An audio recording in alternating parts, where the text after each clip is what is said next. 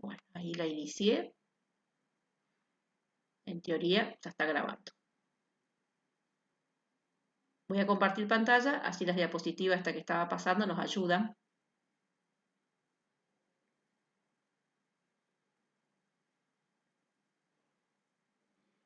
¿Ustedes tienen el texto a mano, chicos?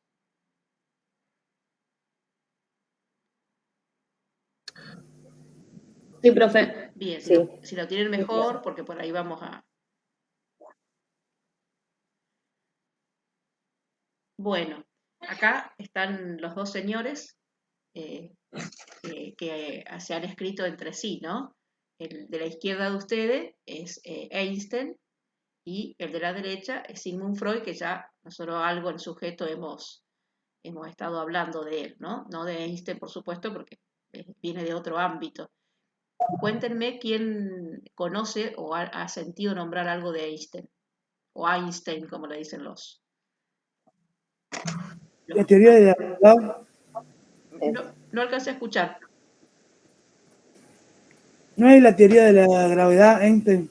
De la relatividad. No, relatividad. La relatividad. Eso, exactamente. Newton era el de la teoría de la gravedad, ¿no? Así que Einstein siempre se manejó en el ámbito de la física, hizo toda una revolución en relación a la cuestión, la teoría de la relatividad es una teoría que viene a ser como una ruptura a lo que se pensaba de la física antes de él, ¿no? Yo les muestro ahí más o menos como para que tengan una idea.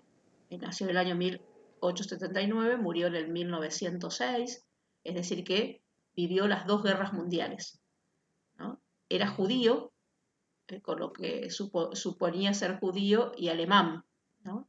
Por eso después se hace ciudadano, fíjense, suizo, austríaco y estadounidense, que le permite irse en el momento en que asume Hitler, ¿no? Vivió mucho tiempo en Estados Unidos y dice, bueno, se lo considera como el científico más importante, conocido y popular del siglo XX. Después, en la última parte, ya cuando hace esta vinculación epistolar con Freud, aparece en él una beta más pacifista, más filantrópica, digamos, ¿no? Y de Freud, ya también decíamos el año pasado hemos hablado, fíjense, bueno, nació en el año 1856, murió en el 1939, o sea que vivió la Primera Guerra Mundial y la Segunda estaba comenzando y él como también era judío, se va a Londres, por eso muere en Londres, ¿no? El último año de su vida lo pasa en Londres, escapándose de los campos de concentración, ¿no? O de lo que podría ser su destino, que era un campo de concentración. Recuerden que era un médico neurólogo austríaco y que fue el gran descubridor del psicoanálisis. Por eso le llama el padre del psicoanálisis. Construye el psicoanálisis como una teoría distinta a las teorías psicológicas de la época. Por eso también se lo reconoce como Einstein en otros ámbitos, como uno de los grandes intelectuales del siglo XX. Los que leyeron el comienzo, que dijeron que habían leído el comienzo, ¿no? ¿Por qué Einstein le escribe a Freud?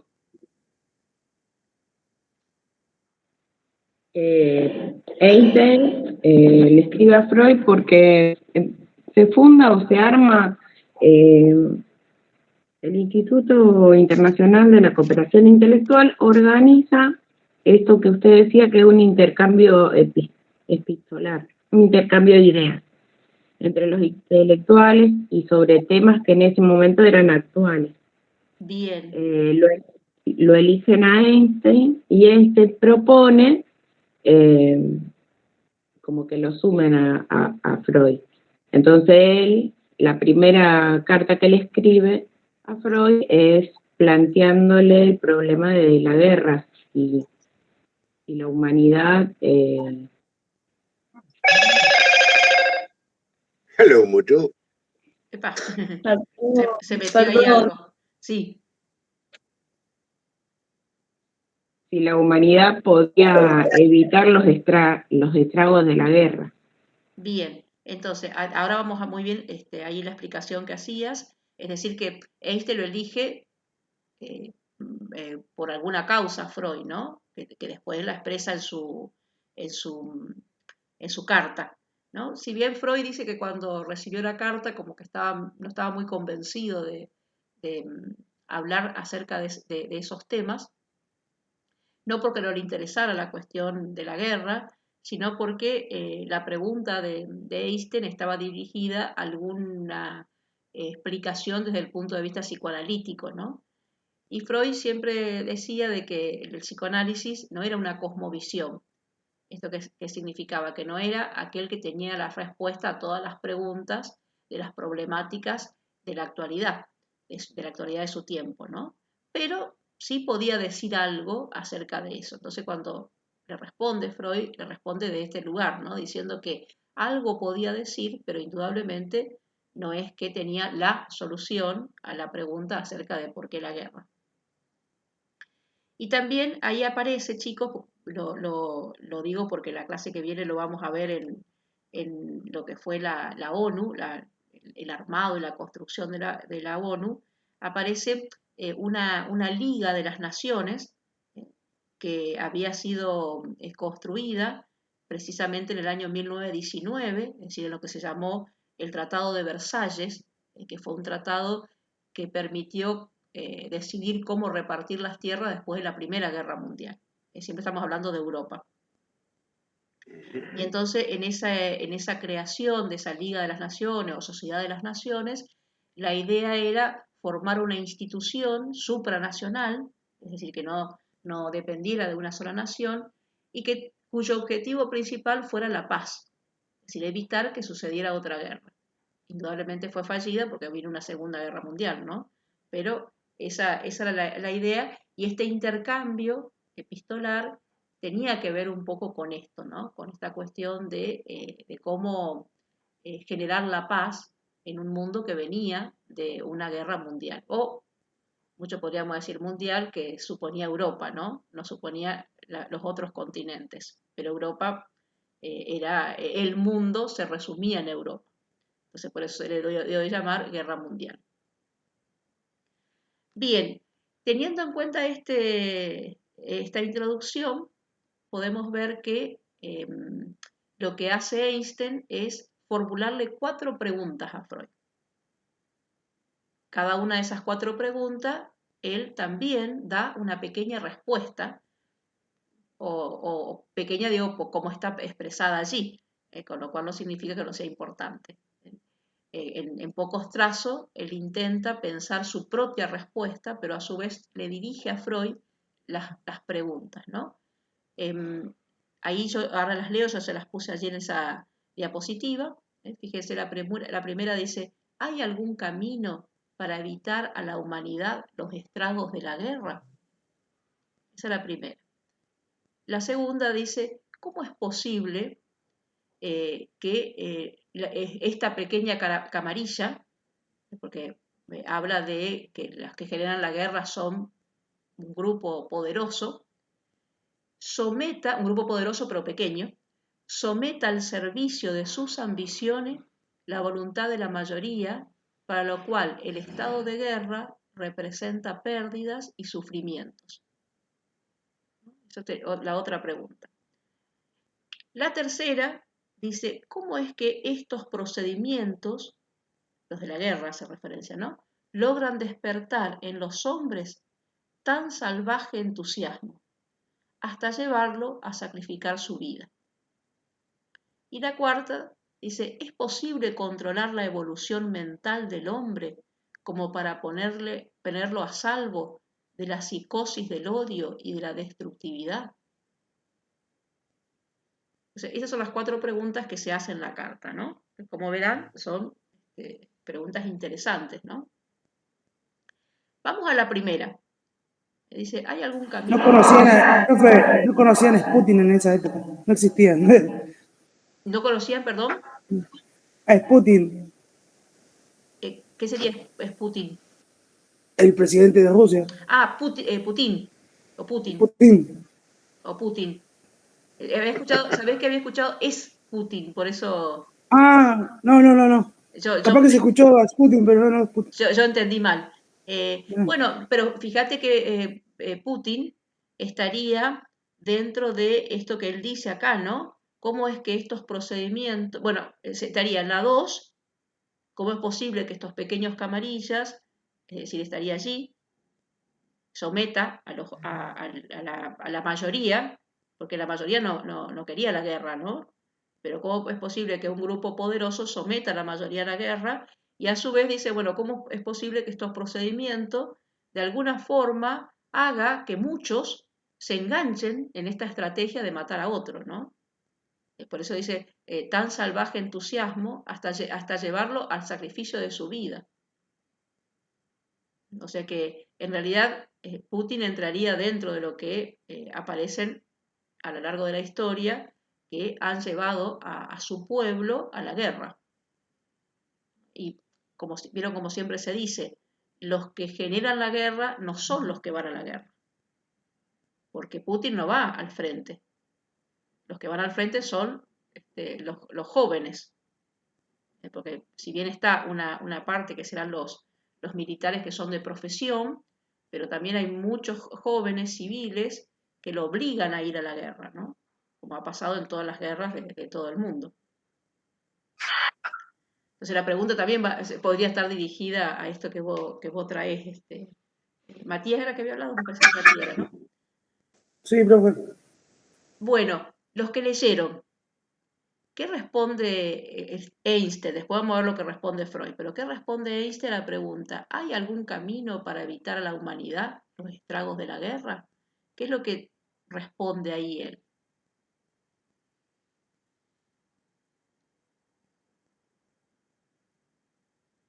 Primero dice, profe, que todo intento de solución que trataban de darle terminaba en fracaso. Muy bien. Y nombra como que las personas que deberían abordar una buena solución de manera profesional, como que eran impotentes para hacerlo. Muy bien. Que buscaban o que habían hecho esto del intercambio de ideas para ver realmente qué opinaban sobre los problemas del mundo otras personas en vez de buscar ellos la solución. Muy bien. Entonces, esto que para puntualizar esto que muy bien aportabas, ¿no? Vieron que dice, hubo un intento de la ciencia moderna, dice Einstein, de poder encontrarle alguna vuelta para que la guerra no suceda, pero fracasó, ¿no? Entonces, fíjese que la pregunta de Einstein está dirigida no hacia lo que ya se creó, sino que está dirigida sobre todo, dice, a iluminar sobre la vida pulsional. Ahí viene al comienzo, en la página 183, dice, en lo que a mí me atañe, el objeto normal de mi pensamiento no me hace penetrar a las oscuridades de la voluntad y el sentimiento humano. Así como diciéndole, bueno, yo no puedo ir a ese lugar donde Freud sí fue, porque lo que Freud estudió es precisamente esta vida pulsional del ser humano. Entonces la pregunta, entonces le dice, usted me va a iluminar el problema con la luz de su vasto saber acerca de la vida pulsional del hombre, ¿no? La vida pulsional sería, solo lo recuerdo para que por ahí lo traigamos de nuevo, las pulsiones de las cuales hablaba Freud. Él decía, las pulsiones son en el hombre lo que el instinto es en el animal. Es decir, que las pulsiones sería todo lo que tenga que ver con nuestros impulsos, ¿no? Y que después Freud va a decir, estos impulsos, esta vida pulsional, dan cuenta de tanto de nuestras acciones positivas como de nuestras acciones agresivas. Después él lo va a profundizar, ¿no? Pero ahí va la pregunta de Einstein, precisamente porque después él dice, hay algunas respuestas que se han dado o que se han construido para evitar la guerra, pero siguen siendo, dice él, respuestas más bien superficiales. Y entre esas respuestas que para él son superficiales es la construcción de esta sociedad unida o esta Liga de las Naciones o Sociedad de las Naciones, que tiene que ver con la creación de un marco jurídico, dice Einstein. Pero ahí hace un aporte importante, y digo esto y lo enuncio y a ver si alguno lo leyó. Él dice, en este marco jurídico, que significa en esta creación de leyes que de alguna forma pueden protegernos contra la guerra, es decir, pueden reconocer los derechos que el hombre tiene a la vida, lo que puedo advertir, dice Einstein, es que el poder y el derecho van de la mano. Y ahora pregunto, los que leyeron, ¿qué quiere decir esto Einstein cuando dice el poder y el derecho van de la mano?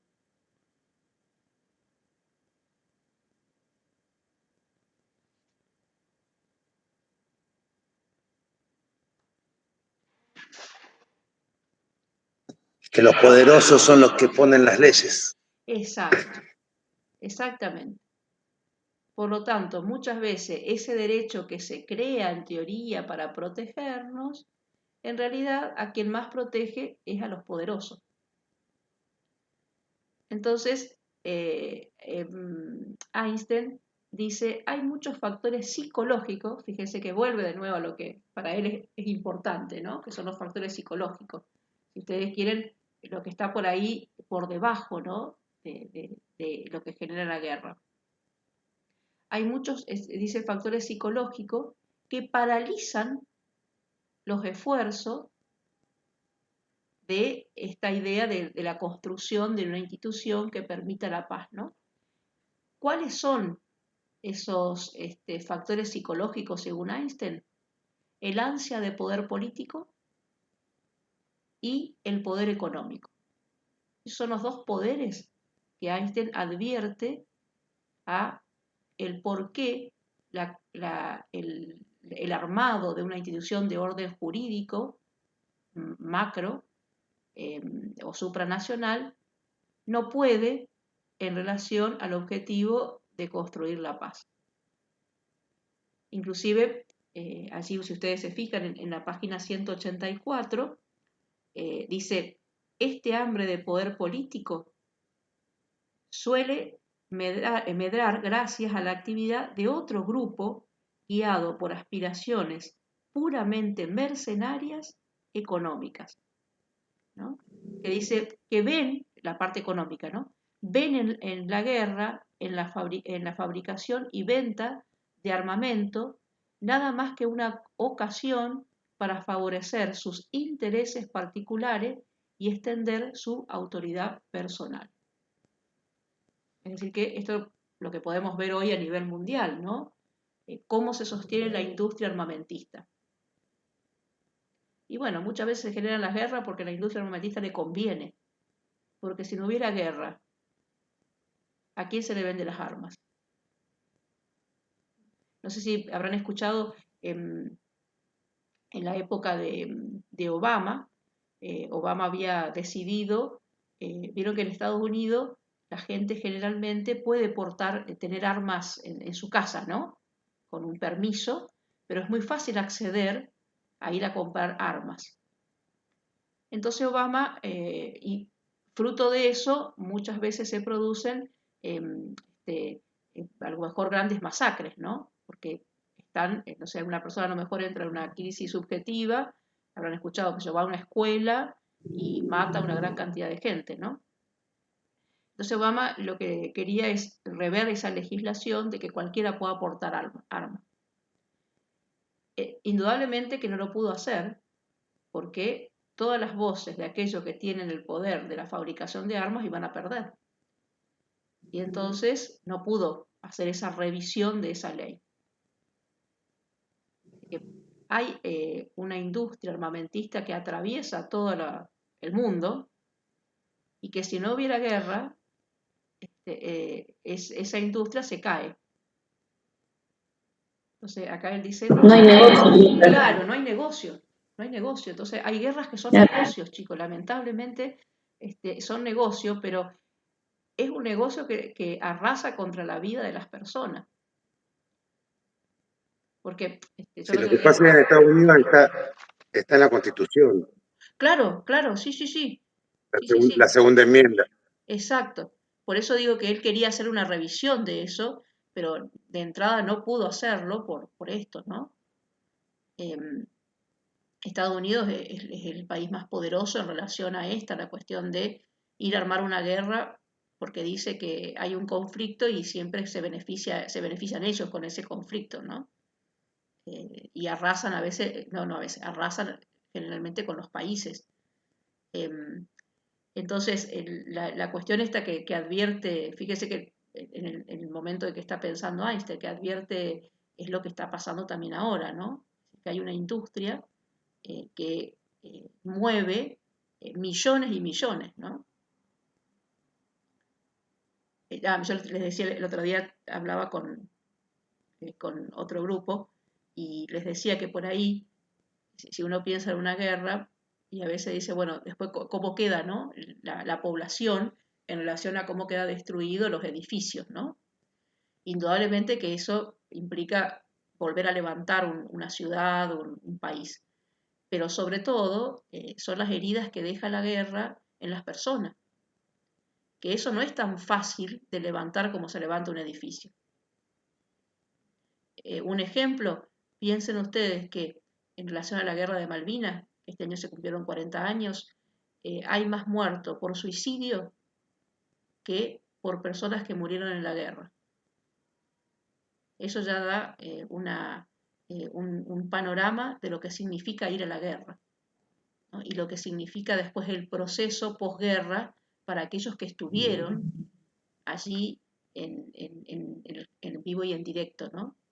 Esas heridas que producen desde el punto de vista Psicológicamente, psicológico. profe. Claro, La herida emocional.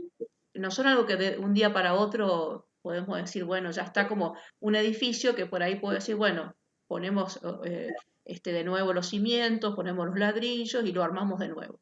Más allá que eso implique un gasto para el país, ¿no? Un gasto económico para el Deja país. un país devastado, profe. ¿Cómo decías, También Nadia? aparte, deja un país devastado también, aparte de lo psicológico y lo físico, porque mucha gente queda sin extremidades, sin hogar. Exacto, Queda un país exacto, devastado, ¿cómo lo levantás? exacto. Eso creo que eso también infunde mucho a que no solamente la gente que haya ido físicamente a la guerra, sino los que quedan, que quedan mal, y decir, ¿cómo empiezo? Y bueno, y buscan otro camino.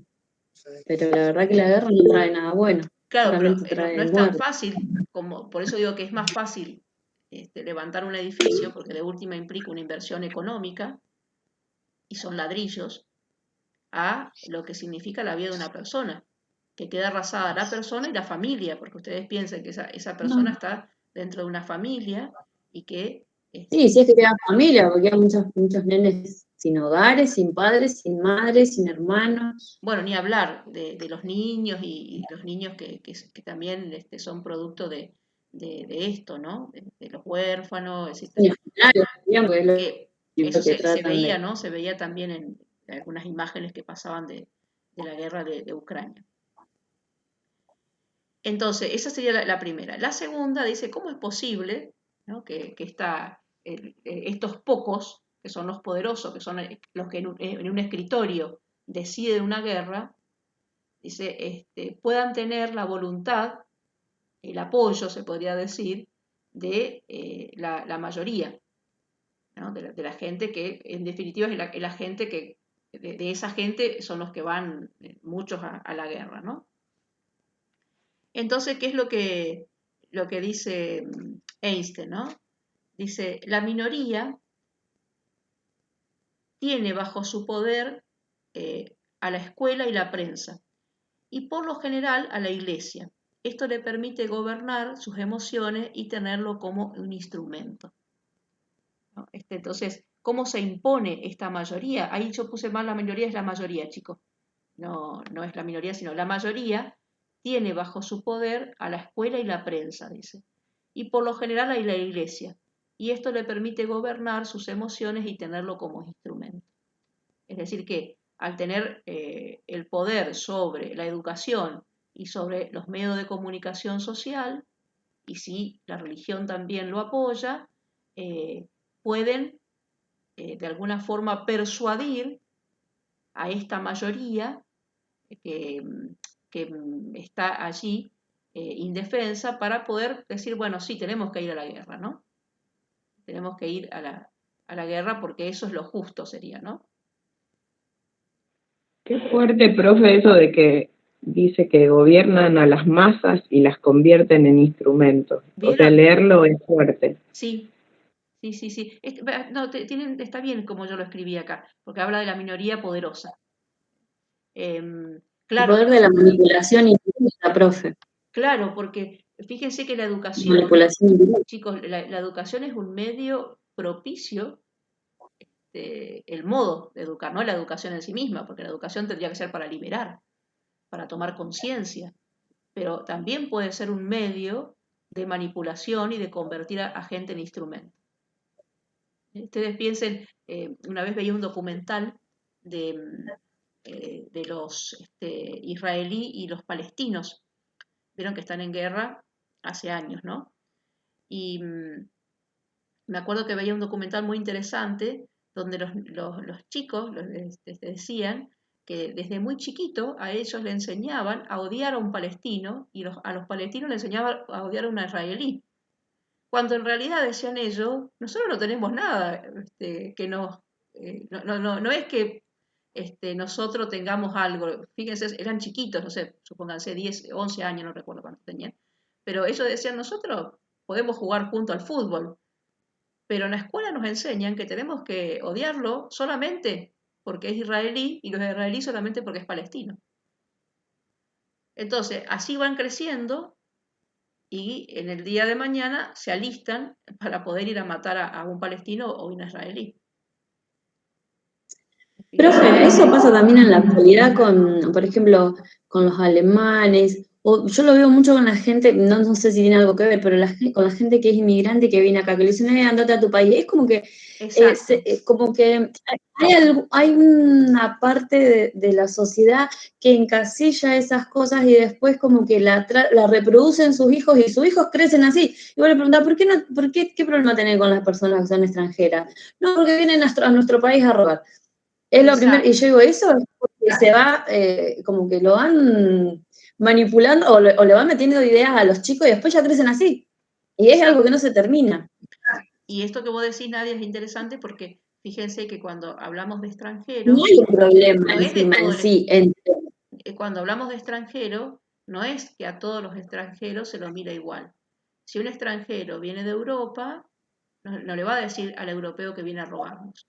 Ahora, si un extranjero viene de un país latinoamericano, Bolivia, Paraguay, Colombia, Venezuela, ahí es donde se dice que nos viene a robar. Ahora, si viene de Europa, no. Entonces, también hay una cuestión ideológica en relación a quién es el extranjero y qué característica tiene el extranjero. Entonces, por eso acá Einstein dice, bueno, ¿por qué la minoría instrumentaliza a la mayoría? Bueno, porque tienen su poder la educación, los medios de comunicación social que pueden todo el tiempo estar anunciando esto, ¿no?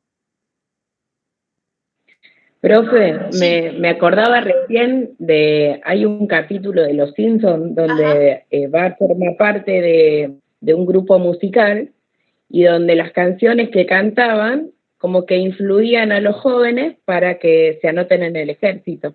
No sé mira, si se acuerdan, pero sí, las canciones tenían como un doble sentido y incitaban a los jóvenes a anotarse en el ejército. Recién me acordaba de eso. claro que también es y suponete hipotéticamente, esta música la van pasando los medios de comunicación social, ¿no? Entonces eso instrumentaliza y la gente dice, sí, sí, tenemos que hacer eso, ¿no? Alemania creo que Sí. tiene, profe, Alemania creo que tiene una de las mayores tasas de xenofobia. Sí, Creo que tienen como un costumbrismo de odiar inclusive más a los latinos, ujú, pero tiene una gran tasa de xenofobia. Yo me acuerdo cuando fue en su época que estudiaba formación ética y ciudadana, y en uno de los, cuando hablamos de xenofobia, Me acuerdo que el ejemplo principal era Alemania. Inclusive dice que hay muchos grupos, ya no de chicos, pero hay muchos grupos, por ejemplo, que incluso se insertan en los aeropuertos, que ya vigilan a los extranjeros. Que es impresionante la tasa que hay de xenofobia. Exacto. Pero volvemos a lo mismo, porque la palabra xenofobia significa odio al extranjero, ¿no? Eh, Seno sería extranjero. En realidad, también no es cualquier tipo de extranjero. Sobre todo es el inmigrante que viene de un país africano, de algún país asiático, como decir que no es si viene un extranjero, supónganse en Alemania, si va, no sé, un inglés, que también es extranjero, pero el odio no está hacia ese, está hacia el inmigrante que huye de su país por la guerra, por la hambruna, sobre ese extranjero, ¿no? Y que muchas veces, chicos, paradójicamente, mucha de esa gente que huye de su país porque se hace inviable vivir en el país, y muchos son profesionales, y huyen porque no se puede vivir en medio de una guerra constante, los países que los bombardean, como puede pasar con los que invierten para que los bombardeen, son después los que se quejan que los inmigrantes van a Europa, pero son ellos mismos los que están bombardeando el país. Entonces, a veces es contradictorio en relación a eso, ¿no?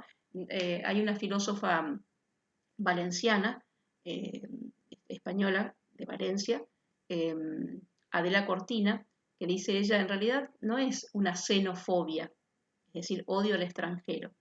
Ella acuñó el término aporofobia. Aporo en griego significa pobre. Entonces, en realidad es el odio al pobre, dice ella. Porque si viene un extranjero con dólares, ningún país europeo lo va a odiar o le va a decir que se vaya a su país. A los que le dicen que se vaya a su país es esta gente que va a otro país porque es inviable vivir en el suyo. Porque nadie se va del país porque sí. Entonces es interesante ese concepto que ella trae, ¿no? Aporofobia. Porque piensan que van a ser una carga para el país. Sí, o que le van a venir a robar el trabajo, vieron que también está esa cuestión, ¿no? Cuando en realidad trabajan de aquello que en el país, los ciudadanos de su país no quieren trabajar.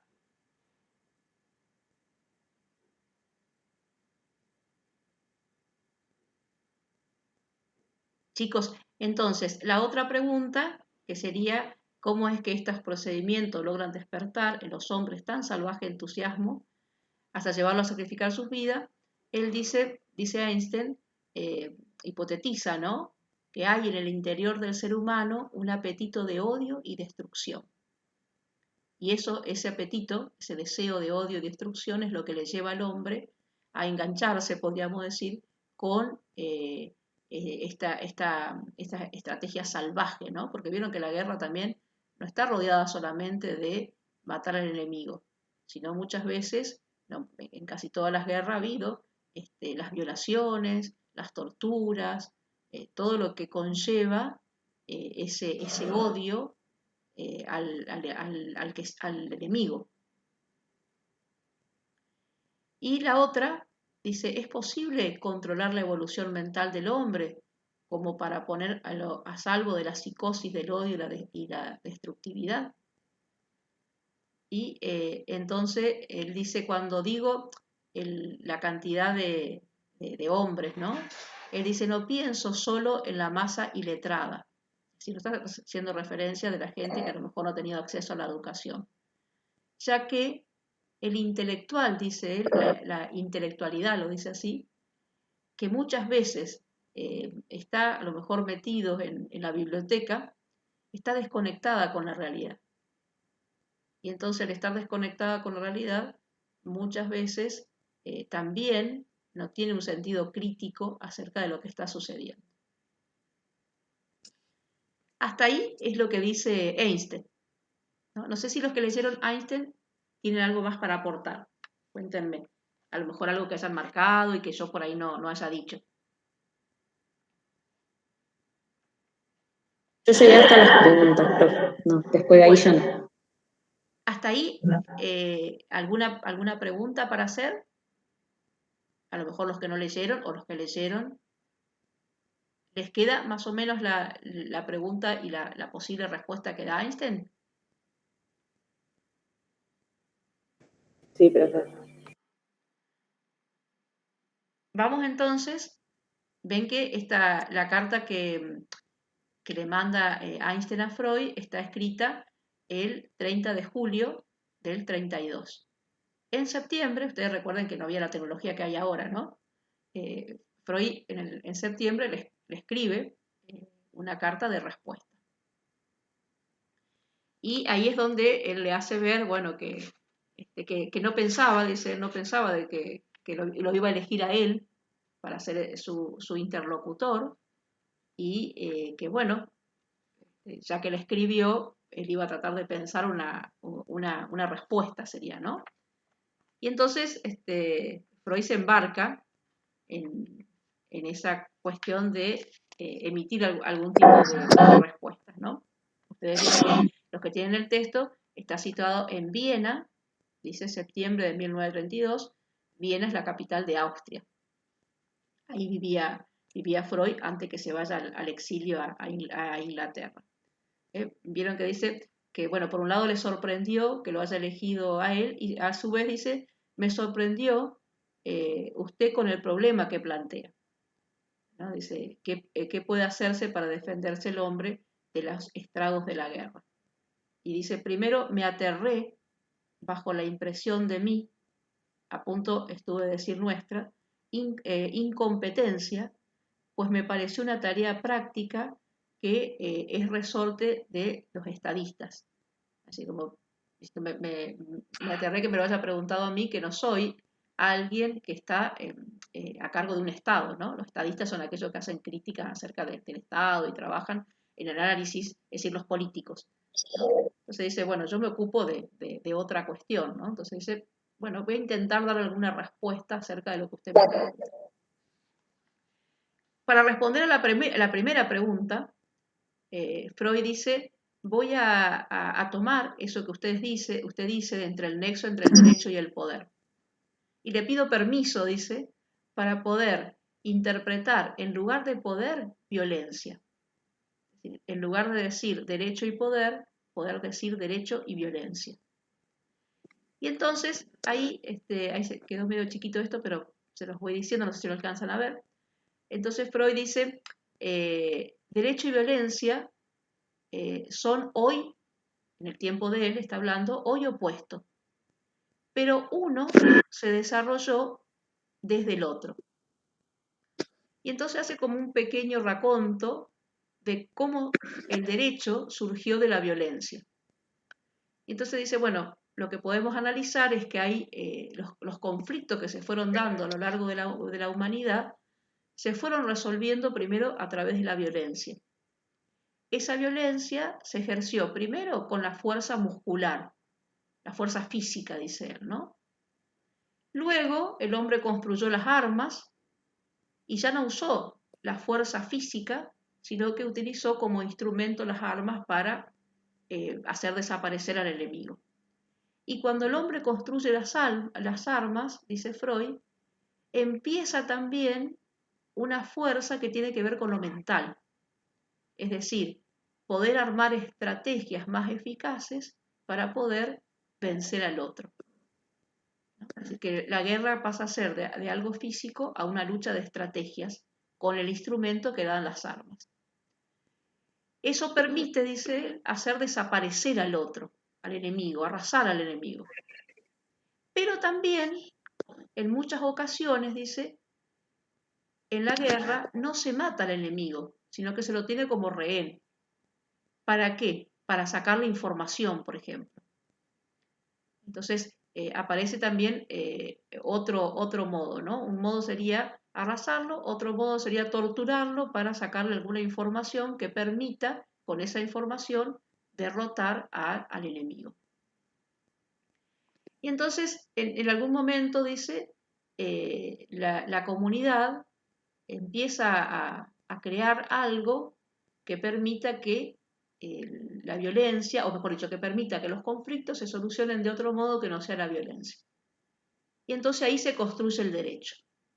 Es decir, esta norma jurídica que permite que en lugar de ir a hacerle la guerra a otro, podamos dialogar.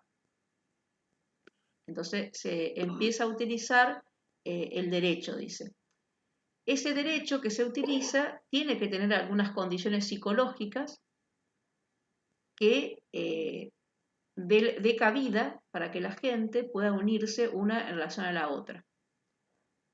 Y lo que permite esa ligazón, esa unión de uno con respecto al otro, es decir, lo que permite hacer los pueblos, si ustedes quieren, son los sentimientos, dice él. Los sentimientos, en este caso los sentimientos que podemos pensar, el sentimiento de habitar un mismo espacio, lo que llamamos la patria, ¿no? Entonces ahí él hace esa cuestión de cómo el derecho surge de la violencia. La segunda pregunta que le hacía Einstein, él dice, bueno, lo que nos une a la comunidad es la identificación. Y acá toma un término específicamente psicológico, ¿no? Que la identificación es algo del orden de la inconsciente que permite poder tomar un rasgo del otro y hacerlo nuestro, y esto nos implica sentirnos semejantes. Lo tercero, y acá quizás sea el nudo más importante de la teoría freudiana, tiene que ver con esto y él dice, recuerdan que Einstein decía, ¿no? ¿Cuál es la pulsión que le lleva al hombre a la guerra? Y entonces Freud acá da esta construcción que ya había hecho y estaba profundizando, que es que en cada uno de nosotros hay una pulsión de vida, que él la llama eros, y una pulsión de muerte, que él la llama tánatos. Tánatos significa muerte, ¿no? En griego. Y entonces la pulsión de vida, dice Freud, es aquello que nos permite realizar tareas constructivas, mientras que la pulsión de muerte es aquella que destruye, que agrede, y esa agresión va contra otro. En la vida cotidiana, dice Freud, generalmente estas dos pulsiones están unidas. Es decir, que muchas veces nosotros, por ejemplo, para lograr un objetivo, que es un buen objetivo para nuestra vida, necesitamos de una cierta agresividad, pero no una agresividad que permita desplegarla sobre el otro, sino la agresividad que tenemos que tener para poder tener la fuerza necesaria para ir detrás de un objetivo. Así que generalmente aparecen unidas. El problema, dice Freud, es cuando la pulsión de muerte se desprende de la pulsión de vida. Y entonces esa agresividad se descarga sobre el otro para destruirlo. Entonces eso es lo que, dice Freud, esa agresividad es la que sustenta el hecho de que las personas quieran hacer desaparecer a otro ser humano. Ahí estaría la clave para Freud. Y la cuarta pregunta, que era si había algo en el proceso evolutivo del ser humano que permitiera hacer que la guerra desaparezca como modo de solución de un conflicto, Freud dice, bueno, el desarrollo de la cultura. Eso es lo que le va a permitir al ser humano ir más allá de la guerra. Para que se dé este desarrollo de la cultura, dice, el intelecto, el pensamiento, debe gobernar sobre la vida pulsional. Es decir, que debe gobernar sobre todo sobre esa agresividad que todos tenemos.